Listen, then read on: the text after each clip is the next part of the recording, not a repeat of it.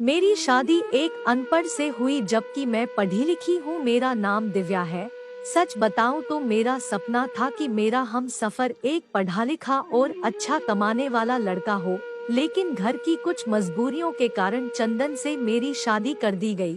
मुझे चंदन से बदबू आती थी, उनका काम इतना अच्छा ना था। फिर मैं ईश्वर के सामने रो रो कर प्रार्थना करती थी कि हे ईश्वर, या तो चंदन को मार दे या फिर उससे मेरी जान छुड़ा दे। बिल्कुल पागल है, उसे बोलने का भी नहीं पता। मैं हर बात पर चंदन को बेइज्जत कर देती, उस पर गुस्सा करती। चंदन मुझे प्यार से समझाता, कभी चुप हो जाता, कभी गुस्सा होकर घर से बाहर चला जाता। मैं एक बार झगड़ कर माँ बाबा के पास चली गई और जिद की, बस अब मुझे तलाक लेनी है। माँ बाबा ने बहुत समझाया कि बेटी लड़का अच्छा है, ना करो ऐसा, बस बेचारा पढ़ा लिखा ही तो नहीं है। बाकी क्या कभी उसने तुम पर हाथ उठाया, गाली तक दी हो तो बताओ? लेकिन मैं बस तलाक लेना चाहती थी। मैंने झूठ बोला कि वो मुझे खर्चा नहीं देता। माँ बाबा ने चंदन को बुलवा लिया। वह मेरे सामने बैठा था। बाबा कहने लगे, चंदन क्यों भाई, तुम दिव्या को खर्चा क्यों नहीं देते? चंदन बाबा की तरफ देखकर बोला, अंकल जी, जो कमा कर लाता हूँ सब खर्चे निकाल कर जो बचता है दिव्या के हाथ पर रख देता हूँ। मेरे चाचा ताया सब मौजूद थे। मैं बोली, मुझे 10,000 रुपए हर महीने चाहिए, बस इस शर्त पर ही जाऊंगी मैं इसके साथ। चंदन खामोश हो गया, सर झुकाए बैठा था। चाचा बोले, हाँ चंदन, दे सकते हो खर्चा 10,000 रुपए हर महीने। चंदन कुछ लम्हे खामोश रहा, फिर मेरी तरफ देखने लगा, लंबी सांस ली, बोला, ठीक है, मैं दिव्या को हर महीने 10,000 रुपए अलग से दूंगा। मैंने दिल में गाली दी और सोचा कि देखना, जीना हराम कर दूंगी तुम्हारा। फिर मैं चंदन के साथ चली गई।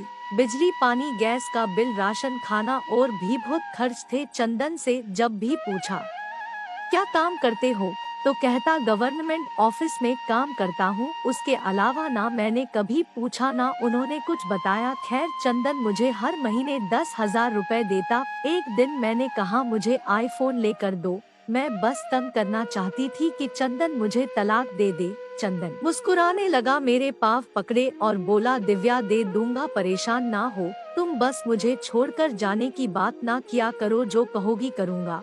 मैं कभी खाने में मिर्च ज्यादा डाल देती तो कभी ज्यादा नमक, व थका हारा काम से आता, खाना खाकर बेहोशों की तरह सो जाता। ना जाने कौन सा काम करता था कि इतना थक जाता था मैं। जितनी नफरत करती उस बेवकूफ से, वो मुझे उतनी ही ज्यादा मोहब्बत करता था। मैं एक दिन अपनी दोस्त के साथ कार से शॉपिंग करने जा रही थी, शहर के सबसे महंगे और बड़े मॉल में। जब हम एक बस अड्डे के पास से गुजरे तो मेरी आंखों ने जो लम्हा देखा, मैं बेजान हो गई।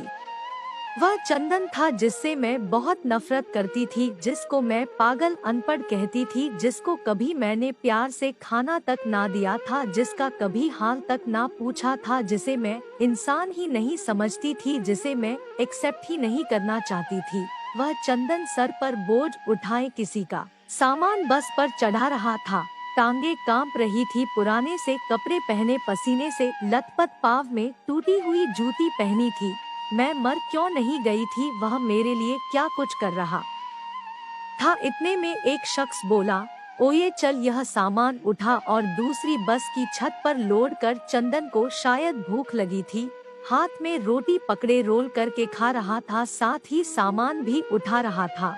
मैं कुर्बान जाऊं, मेरा चंदन मेरे लिए किस दर्द से गुजर रहा था।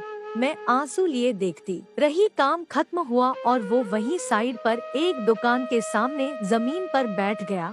कितनी बेबसी थी, थकन थी चंदन में, सारा दिन वहाँ दर्द सहना और रात को मेरी कड़वी कड़वी बातें सुनना। ईश्वर की करनी, बस मेरा दिल बदल गया। मैं बिना कुछ खरीदे घर वापस लौट गई।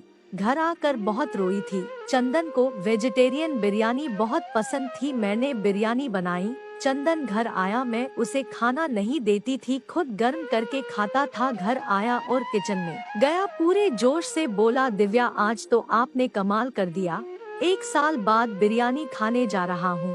फिर चंदन खाना प्लेट में डालकर मेरे पास बैठ गए, खाना खाने लगे, लेकिन मैं चंदन की तरफ देखे जा रही थी। चंदन मेरी ख्वाहिशों को पूरा करने के लिए कितना दर्द सहता है और बताता भी नहीं।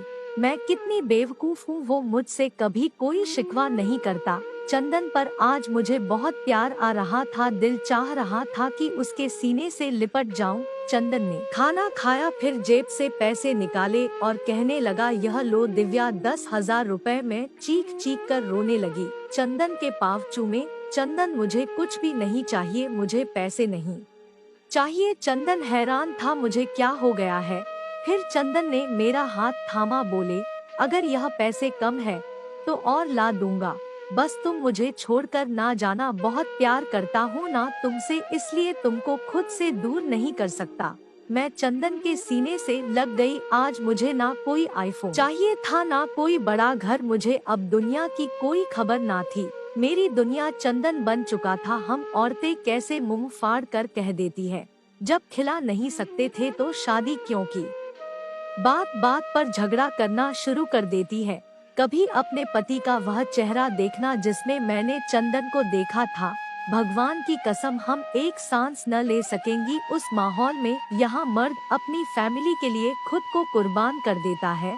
जितना पति कमाता है उस पर खुश रहो, भगवान कसम। मुझे बड़ी गाड़ियों और एसी वाले महल में वह सुकून नहीं मिला जो सुकून चंदन की बाहों में आता है, जो सुकून चंदन का सर दबाने में आता है, जो सुकून चंदन की पसंद के खाने बनाने में आता है। हम सफर की बेबसी को समझो तो आप कभी झगड़ा नहीं करेंगे। चंदन अब मेरी जिंदगी है और मैं उसकी। शायद कोई लड़की संभल जाए यह वीडियो देखकर, तो इस वीडियो को दूसरे लोगों के साथ भी शेयर करें। दोस्तों, आपको ये कहानी कैसी लगी हमें कमेंट सेक्शन में जरूर बताएं। वीडियो को लाइक कर दीजिए। इसी तरह की कहानियाँ रोजाना देखने के लिए चैनल को सब्सक्राइब करके घंटी के बटन को दबाकर ऑल पर सेट कर लीजिए, ताकि आने वाली वीडियो का नोटिफिकेशन आपके पास सबसे पहले पहुँचे। मैं मिलती हूँ आपसे अगली वीडियो में, तब तक के लिए धन्यवाद।